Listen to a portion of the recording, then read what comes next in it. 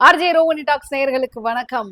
கிருத்திகா உதயநிதி இயக்கத்தில் ரவி மோகன், Nithya Menen, TJ Bhanu, Vinay, Yogi Babu, Lal and ஒரு பெரிய டீம் நடிச்சிருக்கிற காதலிக்க நேரமில்லை. இந்த படத்தோட டைட்டிலே வந்து பாத்தீங்கன்னா பயங்கர இம்ப்ரெசிவானது. ஏன்னா இந்த டைட்டிலுக்கு அவ்வளோ பெரிய ஒரு கேட்சியான ஒரு இம்ப்ரெஷன்ஸ் இருக்கு. ஏன்னா அந்த டைட்டில்ல வந்த படம், அந்த ஓல்டு மூவி வந்து பாத்தீங்கன்னா இப்போ வரைக்கும் இருக்கக்கூடிய கிட்ஸுக்கு வந்து ரீச் ஆயிருக்க அளவுக்கு ஒரு பெரிய ஒரு சரித்திரத்தை படைத்த ஒரு படம்னு சொல்லலாம். ஸோ அந்த டைட்டில் இட் செல்ஃப் ஒரு பெரிய இம்ப்ரெஷன்ஸை வந்து இந்த படத்தை பார்க்கணும்னு கிரியேட் பண்ணுச்சு. ட்ரைலர் ரிலீஸ் ஆன பிறகு இன்னும் ஒரு படி ஓகே, இது வரைக்கும் சொல்லப்படாத ஒரு காதல் கதையை வேற ஒரு டைமென்ஷன்ல சொல்றதுக்கு டைரக்டர் ட்ரை பண்றாரு அப்படிங்கிற மாதிரி ஒரு இம்ப்ரெஷன்ஸ் இருந்தது. இது எல்லாத்தோடும் சேர்த்து தான் இந்த படத்துக்கு தேட்டருக்குள்ள வந்து போய் பார்த்தோம்.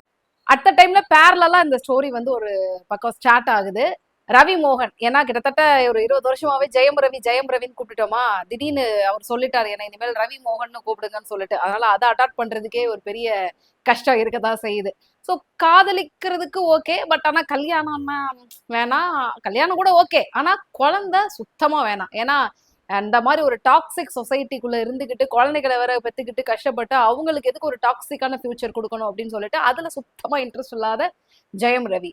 ஒரு பக்கம் வந்து கல்யாணம் கனவு முதல்ல குழந்தைகள் அப்படின்னு சொல்லிட்டு ஒரு மிகப்பெரிய எதிர்பார்ப்போடு இருக்கக்கூடிய நித்யா மேனன், அவங்களுக்கு வந்து ஏமாற்றம் மிஞ்சதுனால அவங்களுக்கு லவ் ஃபெயிலியர். இந்த பக்கம் ரவி மோகனுக்கு வந்து பாத்தீங்கன்னா ஒரு லவ் ஃபெயிலியர். ஸோ இந்த ரெண்டு பேருடைய லைஃப் வந்து இவங்க ரெண்டு பேரையும் எங்க வந்து மீட் பண்ண வைக்குது, எப்படி வந்து ஃபைனலா அவங்கள ஒண்ணு சேர்றாங்க அப்படிங்கிறதுக்கு பின்னாடி நிறைய சுவாரஸ்யமான திரைக்கதையெல்லாம் சேர்த்து சொல்லப்பட்டிருக்கக்கூடிய கதை தான் காதலிக்க நேரமில்லை. உண்மையிலே எனக்கு வந்து இந்த படத்துல இன்னைக்கு இருக்கக்கூடிய மாடர்ன் வேர்ல்டுல லவ் அப்படிங்கிறது எப்படி இருக்கு அப்படிங்கறத போற போக்குல நிறைய இடங்கள்ல வந்து மேலோட்டமா வந்து காமிச்சிருந்தாங்க. பட் அது மேலோட்டமா பார்த்தோம் அப்படின்னா ஜஸ்ட் லைக் தட் அப்படிங்கிற மாதிரி ஒரு சீனா இருக்கும். ஆனா அதோட இம்ப்ரெஷன்ஸ் வந்து பாத்தீங்கன்னா ரொம்பவே ஆழமானது.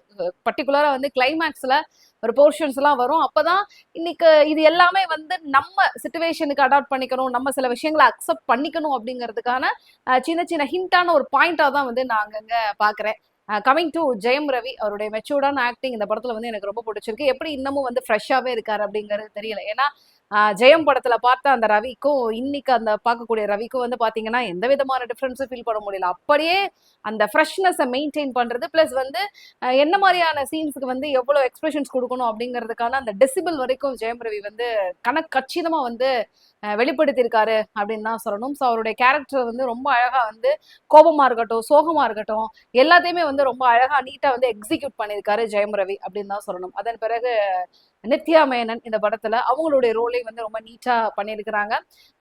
பிஃபோர் அதாவது ஒரு லவ் ஃபெயில் இருக்கக்கூடிய ஒரு பொண்ணாகவும் சரி, ஏமாற்றத்துக்கு அப்புறம் வந்து லைஃப்ல வேற ஒண்ணு பண்ணணும் அப்படிங்கிறதுக்கான ஒரு பொண்ணாக இருக்கும் சரி, பட் இருந்தாலும் உள்ளுக்குள்ள ஃபீலிங்ஸை வச்சுட்டு அதை வெளியில காட்டிக்காம கண்ட்ரோல் பண்ணக்கூடிய எமோஷன்ஸை கண்ட்ரோல் பண்ணக்கூடிய எல்லா இடத்துலயுமே நித்யா மேனனோட நடிப்பு வந்து பாத்தீங்கன்னா சும்மா பளிச் பளிச் பளிச் அப்படின்னு சொல்லிட்டு ஒரு ஸ்பார்க் மாதிரி வந்து வருது. அதன் பிறகு டிஜே பானு அவங்களுடைய ரோல் என்னவோ அதை வந்து கரெக்டா வந்து பிளே பண்ணியிருக்காங்க. இது வரைக்கும் வந்து வளவள வளவலன்னு பார்த்த யோகி பாபுடைய கதாபாத்திரங்கள் இருந்து கொஞ்சம் மாறுபட்டு கொஞ்சம் அடக்கமா அமைதியா ஒரு யோகி பாபு வந்து இந்த படத்துல வந்து டைரக்டர் வந்து காமிச்சிருக்காங்கன்னு சொல்லணும். ஏன்னா நச நச நசன்னு பேசிட்டே இருப்பாரு, ஏதாவது கவுண்டர் கொடுத்துக்கிட்டே இருப்பாரு. பட் இதுல கொஞ்சம் ஹை கிளாஸான ஒரு காமெடியன் அப்படிங்கிறதுனால அப்டேட்டட் வெர்ஷனா இருக்கிறதுனால அவருடைய ரெகுலர் யூஸ்வல் அந்த கவுண்டர்ஸ் வந்து ரொம்ப ரொம்ப கம்மியா இருந்தது. வினயோடைய ரோலும் வந்து பாத்தீங்கன்னா அவரு இது சமீபத்துல தொடர்ந்து சூஸ் பண்ணிட்டு இருக்கக்கூடிய கேரக்டர்ஸ்ல வந்து இது வந்து கொஞ்சம் ரொம்ப லைட்டரா ரொம்ப லைட் ஹார்ட்டடா இருந்த மாதிரி ஒரு ஃபீல் இருந்தது. ஸோ அவருடைய ரோலும் ரொம்ப நீட்டா பண்ணியிருந்தாரு. அப்பார்ட் ஃப்ரம் தட் அப்பா வரக்கூடிய மனோ, அதுக்கப்புறம் வந்து லக்ஷ்மி ராமகிருஷ்ணன், ஃப்ரெண்டா வரக்கூடிய எல்லா கேரக்டர்ஸுமே வந்து பாத்தீங்கன்னா ரொம்ப நீட்டா பிளே பண்ணியிருக்காங்க. படத்துல வந்து ஒரு குட்டி பையன் நித்யா மேனனோட பையனா வரக்கூடிய ஒரு பையன் பார்த்திவ் அப்படிங்கிற கேரக்டர்ல எங்க அந்த பையனை வந்து கண்டுபிடிச்சாங்கன்னு தெரியல. அவரை மாதிரியே அதாவது நித்யா மேனன் மாதிரியே ஒரு கேர்லி ஹேர்ல ஒரு ஒரு சின்ன பையன் வெர்ஷன் நித்யா மேனன்ல இருந்து ஒரு பையன் வெர்ஷனை வந்து ரெடி பண்ணா எப்படி இருக்கும், க்ளோன் பண்ணி டிசைன் பண்ணா எப்படி இருக்கும், அதே மாதிரியே வந்து ஆப்பிள் பழம் மாதிரி இருக்கு அந்த பையன். பட் அவனுடைய கேரக்டர்ஸும் வந்து பாத்தீங்கன்னா ரொம்ப நீட்டா இருந்தது. சில இடங்கள்ல யோசிக்க தோணுச்சு, என்னப்பா இந்த பசங்க ஆனா ஊனா கோச்சுக்கிட்டு அப்படி இப்படி போயிடுறாங்களே அப்படின்னு. பட் இன்னைக்கு வந்து பேரண்டிங்க வந்து லீட் பண்ணிட்டு இருக்கிற ஒரு பேரண்ட் கிட்ட போய் கேளுங்க சார், இந்த ஜென்சி பசங்களை வளர்க்கறது எப்படின்னு கேளுங்க. அவங்க வந்து சொல்லுவாங்க, ஐயா ஆமா சாமி நீங்க காமிச்சுக்கிறது அத்தனை உண்மைதான், ஒரு வார்த்தை பேச முடியல உடனே கிளம்பிடுறாங்க அப்படிங்கிற மாதிரி பல விஷயங்களை வந்து ஷேர் பண்ணுவாங்க. ஸோ பேரண்டிங்ல இருக்கக்கூடியது, இன்னைக்கு இருக்கக்கூடிய பசங்க எதிர்பார்க்கிறது, அவங்கள ஹேண்டில் பண்றது, அவங்க கிட்ட இருக்கக்கூடிய ரிப்ளைஸுக்கு நம்ம திருப்பி ஒரு பதில் கொடுக்கறது, இது எல்லாம் எவ்வளவு சவால் அப்படிங்கறதையும் வந்து ரொம்ப அழகா காமிச்சிருந்தாங்க. Overall captain of the ship Kiruthiga Udhayanidhi அவங்களுடைய ப்ரீவியஸ் மூவிஸ்லயும் சரி, அவங்க வந்து இன்னைக்கு இருக்கக்கூடிய சுச்சுவேஷனுக்கு தகுந்த மாதிரி வந்து அப்டேட் பண்ணிக்கிட்டே இருக்கணும்னு நினைக்கிறாங்க. அதனாலதான் வந்து பாத்தீங்கன்னா காதலிக்க நேரம் இல்லை அப்படிங்கிற ஒரு டைட்டில் எடுத்த உடனே நிறைய பேர் நினைச்சாங்க, ஓ அந்த பேட்டர்ன்ல ஒரு லவ் ஸ்டோரி போல இருக்கு அப்படின்னு. பட் ஆனா டைட்டில் மட்டும்தான் அப்படி. அது இன்னைக்கு இருக்கக்கூடிய சுச்சுவேஷன்ல எப்படி காதல் இருக்கு, எப்படி ஸ்பார்க் ஆகுது, எப்படி பிரேக்கப் ஆகுது, எப்படி வந்து எப்படி எல்லாம் கனெக்ட் ஆகுது அப்படிங்கறத வந்து பாத்தீங்கன்னா ரொம்ப அப்டேட்டட் வெர்ஷனா வந்து டைரக்டர் கொடுத்திருக்காங்க. நிறைய இடங்கள்ல வந்து பாத்தீங்கன்னா ரொம்ப ரொம்ப மெச்சூர்டான சில விஷயங்களை வந்து ரொம்ப அனாவசியமா வந்து ஹேண்டில் பண்ணியிருந்தாங்க கிருத்திகா உதயநிதி அப்படின்னு தான் சொல்லணும். டெக்னிக்கல் டீமை பொறுத்த வரைக்கும் ஏஆர் ரஹ்மானோடைய அந்த பாட்டு அது வந்து பெரிய இம்ப்ரெஷன்ஸை வந்து ஆல்ரெடி கிரியேட் பண்ணியிருந்தது. எனக்கு அந்த பாட்டை வந்து பிளேஸ் பண்ண விதமாக இருக்கட்டும், ஃபைனலா எண்ட் கார்டில் வந்து பிளே பண்ண விதமாக இருக்கட்டும் ரொம்ப பிடிச்சிருந்தது. ஏஆர் ரஹ்மானுடைய அந்த பிஜிஎம் ஃபீலை வந்து ஒவ்வொரு சீன்ஸ்லையும் வந்து நம்மளால ஃபீல் பண்ணவும் முடிஞ்சது. பட் இருந்தாலும் இன்னும் நமக்கு தோணும் சில படங்கள் பார்க்குறப்பவே வந்து பின்னாடி ஒழிக்கக்கூடிய விஷயத்துல இருந்து அது ஏஆர் ரஹ்மான் படம் அப்படிங்கிறத வந்து திரும்பி திரும்பி ஞாபகப்படுத்திடுவாரு. பட் அந்த ஒரு ஃபீல் ஏதோ ஒரு இடத்துல லைட்டா மிஸ் ஆன மாதிரி ஒரு சின்ன ஃபீல் வந்து எனக்குள்ள இருந்தது. கேமிக்கோடைய சினிமாட்டோகிராஃபி, லாரன்ஸ் கிஷோருடைய எடிட்டிங், இது ரெண்டுமே வந்து படத்துக்கு பக்கவா ஆப்டா வந்து செட் ஆயிருந்தது.